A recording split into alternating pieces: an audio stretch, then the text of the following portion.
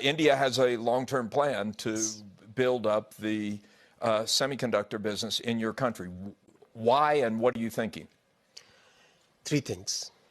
First is electronics manufacturing, which was practically negligible 10 years back, is today a significantly large industry.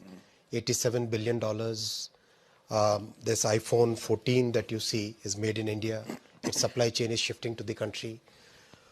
Sector after sector, we are getting from import substitution to export-led growth. So telecom equipment, 3 years from now, India will be a large telecom equipment exporter. All the pieces are well set. Development is very good. A couple of companies have already started exporting to countries like US. So a very large market which requires semiconductor as the basic raw material, item one. Item two, a very competitive talent pool, good talent pool, about 52,000 semiconductor engineers working in the country. And almost all of them are working from legacy nodes to the cutting edge to the SoC, getting the absolutely new optimization in power consumption, all kind of stuff. The latest and really some of the leading edge technologies our people are working, our talent is working. That as the second factor. Third factor, our university system, which is producing about 500,000 engineers every year. We have tailored our project, our entire plan to make sure that this university system generates a significantly large number of talent, and we have committed to develop 85,000 talent over the next 10 years. And within the 1 year of our announcement of our policy, we announced the policy on 1st January of 2022. By now, we have already tied up with 60 universities. We have changed the course curriculum. So all these factors together make it very natural that India should be the destination for semiconductor. And how about financing? How much money is the government putting behind this effort? Government is putting $10 billion. That is just the first. Thank friends like Pat who are guiding us in this journey.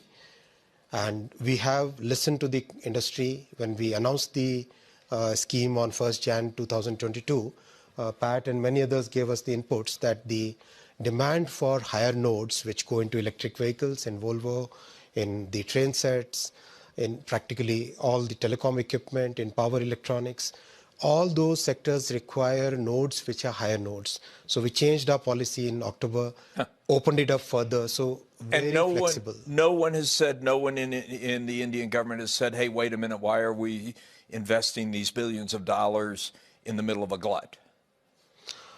As Pat very clearly said, this kind of ups and downs have been seen in this industry for quite some time. As Volvo, 4,000 semiconductors in a truck, in an EV. In a train set, that number is close to 12,000. And in train set, we are right on track to become a major exporter in the coming 3 years. So the demand is going to be huge. You're not worried about that. You have no doubt about the demand. Add one more point here. It took 60 years for the semiconductor industry to grow to $550, $600 billion. It's going to be $1 trillion in next 6 years. So that's the kind of growth which is happening in this industry. It's going to double in 6 years. Yeah. By the end of 2030, 1 trillion we cross is the expectation of most analysts at this point. So there's enough for everybody. Are you confident? Well, Netherlands is small. Well, we do need a lot of chips. So another piece would be green manufacturing. Semiconductor manufacturing will become, will also be affected by the green discourse we have everywhere. So we in India are very clear that whatever new plants, new fabs that we set up will be served with green energy, will be serviced by green energy. We already have 42% of our energy from green sources, from renewable sources, and we do want to add that advantage to the semiconductor manufacturing also. We have actually addressed that in our policy.